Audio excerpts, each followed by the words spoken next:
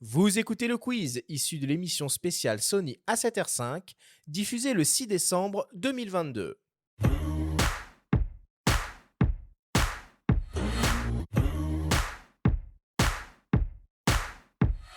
Messieurs, le principe du quiz est très simple. Nous avons reçu des questions de la part de nos auditeurs qu'ils vous ont posées via notre compte Instagram en lien ou non avec le sujet de cette émission. Nous en avons sélectionné quelques-unes et vous allez avoir seulement 30 secondes et pas une de plus pour tenter d'y répondre le plus clairement possible. Avez-vous bien compris la consigne ? Parfaitement. Oui. Alors on y va. Première question pour toi, Bertrand, qui nous vient d'une dénommée Claire. C'est quoi tes optiques préférées pour de la street ? Une optique, je dirais le 24 1/4 G-Master, la polyvalence. Ou alors 35 1/4 G-Master, c'est très bien. Et mon petit chouchou aussi, le 12 1/4 f2.8 G-Master. Donc on reste vraiment sur du grand angle. Hein. Ouais, j'aime bien le très grand angle. Et sur du G-Master.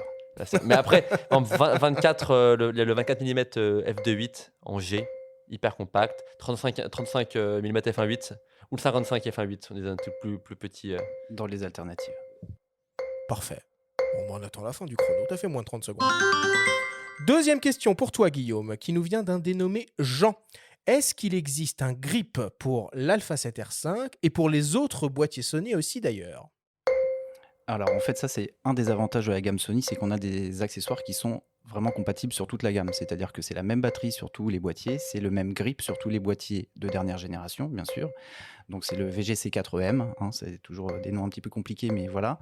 En ce qui concerne l'Alpha 7R5, il va aussi sur l'Alpha One, l'Alpha 9 Mark II, l'Alpha 7 IV, l'Alpha 7S3. 7S3, voilà, donc Et l'Alpha 7 R4.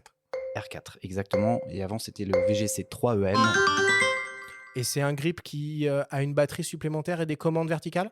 Commande verticale et 2 batteries à l'intérieur. Parfait. Troisième question pour toi, Fabrice, qui nous vient d'un dénommé Christian. Ça fait longtemps que vous n'avez pas lancé un gros boîtier APS-C. Oui. Bah, c'est vrai ça. C'est vrai ça, hein ? Non, mais j'ai pas de 2019 réponse. non, le Alors, on dernier a sorti la FX30, qui est un gros boîtier APS-C, mais très Oh orienté là là, vidéo en horrible. Super 35. Non, effectivement, on s'est beaucoup concentré dans cette période de Covid, dans cette période aussi de pénurie de tout un tas de composants électroniques sur notre gamme plein format, qui est notre plus grosse gamme, mais on aime l'APS-C, et voilà, je pense que la gamme APS-C ne sera pas abandonnée. Mais la 7R5 a un mode APS-C. Alors effectivement, on peut faire aussi de la PSC avec la 7R5 en RAW 26 millions de pixels, je te Ou remercie. par exemple, oui. On continue avec une question pour toi, Guillaume, qui nous vient de Selig. J'ai un Alpha 7R3 et j'hésite entre l'Alpha 7R5 et l'A1 pour du portrait et du reportage. Je pense que les deux vont parfaitement convenir. C'est une histoire de budget, évidemment. Si vous pouvez aller sur l'Alpha One, allez sur l'Alpha One, vous ne serez pas déçus. Pour le portrait et pour le portrait en haute définition, le fait d'avoir 10 millions de pixels en plus, c'est bien, mais je ne suis pas sûr que ce soit déterminant. Voilà. Donc les deux vraiment sont adaptés. Je vais pour la partie reportage et en plus, je pense que ça dépend de quel reportage on se parle. Si vous avez besoin de transmettre des images, c'est peut-être mieux d'aller sur l'Alpha One. Après, voilà, les deux sont des bonnes réponses. On continue. Fabrice, c'est pour toi une dénommée Héloïse. Est-ce que vous serez les premiers sur les 100 millions de pixels en 24-36 ? Bonjour Héloïse, merci pour la question. Je n'en sais rien. Ce que je sais, c'est qu'aujourd'hui, et depuis déjà quelques temps, on est les premiers sur le 60 millions de pixels. Donc, Et qu'on est toujours les seuls. Et qu'on est toujours les seuls. Donc voilà, la course aux pixels, c'est une très jolie course, mais il n'y a pas que ça. Il faut des bons pixels, on a 60 très bons pixels, donc on prendra le temps si le 100 millions arrive un jour. C'est valable en vidéo aussi. On voit qu'il n'y a pas que la 8K dans la vie, quoi. Hein. D'ailleurs, sur la 7S3 qui est votre fleuron, vous êtes limité à la 4K. Il doit y avoir une raison. Mais il y a une raison essentielle, c'est que tu as 12 millions de pixels qui en font 10 en 16 neuvième.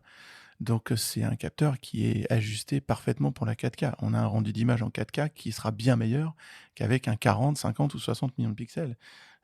La taille du photosite est essentielle dans le rendu 3D et le modelé d'image. En tout cas, ce qui est impressionnant avec les questions de nos auditeurs, hein, c'est que vous déchaînez les passions, hein, parce qu'on en a reçu beaucoup sur ce qui pourrait se passer dans le futur. D'ailleurs, la prochaine est pour toi, Guillaume. Elle nous vient d'un dénommé Franck.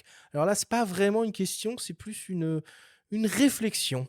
Franchement, ce serait grave la classe, un RX2 avec toutes les dernières technologies pour venir proposer une alternative au Leica Q. Je suis tellement d'accord avec lui. Pardon. C'est vrai il y a toujours une attente sur ce produit-là. C'est assez marrant parce que c'est un produit qui a pas été la meilleure vente de Sony, mais en tout cas pour ceux qui l'ont aimé, ils l'ont beaucoup aimé.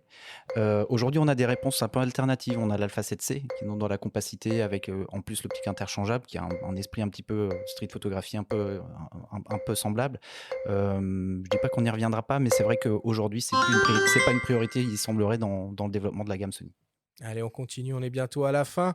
Une question pour toi, Bertrand, d'une dénommée Morgane. Est-ce que tu peux nous donner une technique en pose longue pour faire facilement une photo stylée? Alors, mon meilleur ami en pose longue, c'est le filtre ND1000. Pour la pose longue de jour, vous prenez un filtre ND1000 et vous pouvez faire des photos jusqu'à 1 minute en plein jour. Et là, vous allez pouvoir travailler le mouvement de l'eau, même le mouvement humain. Moi, j'ai fait un projet avec le marathon de Paris où je prends le marathon de Paris en pose longue et vous avez des marées humaines colorées. Donc, un petit filtre ND1000, un trépied, en plein jour et vous allez voir le monde différemment. C'est extrêmement clair, franchement.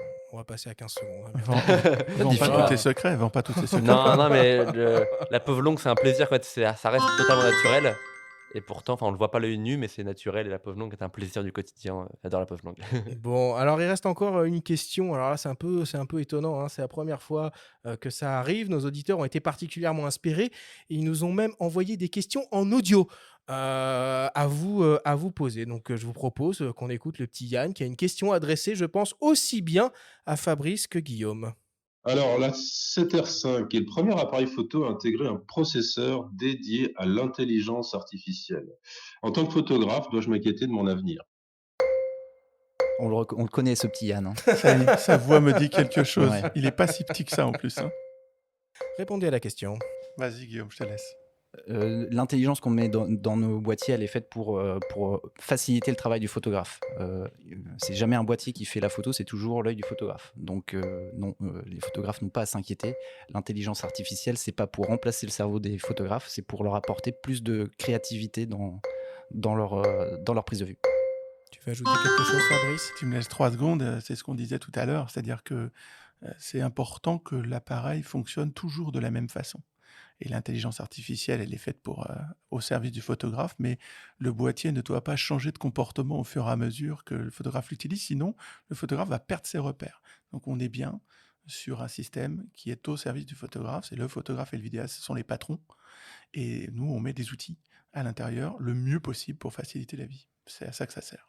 Bon, vous aurez évidemment reconnu la voix de Yann Salmon, le gagneur, qui est directeur Product Marketing and Professional Business Strategy à Sony Europe, votre boss, hein, en quelque sorte, Et notre Dieu. Et notre Dieu. et votre Dieu tout-puissant, Salut Yann. qui a d'ailleurs encore un petit message à vous adresser. Guillaume, Fabrice, je m'excuse de m'être prêté à ce petit jeu, mais je suis certain que ma question ne vous a pas posé de problème. Mais sur un autre sujet, vous passez du bon temps là avec Arthur et Benjamin. D'ailleurs, je me permets de saluer et de féliciter au passage pour ce formidable podcast. Mais je voulais vous rappeler que le 8 décembre, vous devez présenter le budget de l'année prochaine pour la France avec une belle actualité à venir. Donc j'espère que vous êtes au taquet, les gars. Petite réponse à Yann. Yann, on t'adore franchement. On est très content que tu sois à l'Europe et donc en Angleterre. Et t'inquiète pas, on travaille dur. Bon. Allez, pour terminer, une question de mes soins, une question qui tue. Valable pour tous les trois. Dessinez-nous, le portrait robot du Sony A7R8 qui sortira le 7 octobre 2028. Capteur empilé? Gordini ou pas? Non, il prendra les photos tout seul. Non, je pense un capteur empilé. Je pense qu'on y viendra peut-être. Ouais, j'aimerais même bien un global shutter. Un rolling. Ouais, global shutter, sans ouais. rolling shutter, global Global shutter. shutter. Peut-être de la 8K à 120 fps. au-delà de la 8K, ça ne pas au-delà de la 8K. Peut-être quand même en montant en pixels, peut-être qu'on ira quand même finalement vers les 100 mégapixels quand on finira par y arriver un jour ou l'autre. Ouais, je vous redonne 30 secondes. C'est trop gentil. Est-ce qu'il y aura un viseur sur le côté? Non, je pense qu'on Non, aura il y aura un viseur déporté. C'est ça. Oh, Un viseur sur 4 3D axes. en 3 dimensions, ça tu verras. En relief. Non, je pense que Global Shutter, ça serait bien. C'est la Effectivement. prochaine révolution, ça. Ouais. Intelligence artificielle, bien sûr. La De montée le- en ISO sera peut-être Mais enfin, toujours meilleure. encore une fois, c'est ce que disait Béatrice tout à l'heure. Le truc, c'est qu'aujourd'hui, on a même du mal à imaginer ce que pourrait être le plus du boîtier de demain. Parce qu'on en a Si. déjà tellement. Une nouvelle technologie de capteur. Ça, oui. Ça, c'est possible. Capteur courbé. Et des capteurs, non, pas courbés, parce que courbés. ça Ah. Organique. fonctionne pas si bien que ça. Ok. Organique non plus, ça vieillit un peu vite. Non, mais il y aura forcément des autres technologies de capteurs. Hein. Vous savez que Sony, c'est un fabricant de capteurs hors pair. Et de mon point de vue, je suis persuadé qu'on aura des technologies qui vont permettre de doper la sensibilité. Voilà, je pense que C'est déjà des brevets qui ont été Déposés, qui ont tout à été fait. déposés, hein. Ouais. Rendez-vous donc le 7 octobre 2028.